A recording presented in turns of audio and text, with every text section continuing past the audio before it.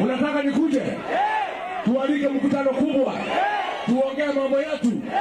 Mimi nimwambie nyinyi watu ya Kipsigis, rais amedhulumu nyinyi. Amesema nyinyi kazi yenu ni kupiga kura peke yake. Ati sio lazima mfanyiwe kazi. Mtu anachagua rais ajengewe barabara, awekewe stima, watoto wasome. Kwani kazi yenu tu ni kupiga kura? Kazi yenu ni kupiga kura? Mumetumika vibaya miaka mingi, si ndio? Pale ile shamba wa Kipsigis wameuawa pale. Na hiyo shamba huyu Aaron Cheriot wakiwa na rais wamechukua hiyo shamba, wanataka kuweka factory ya miwa.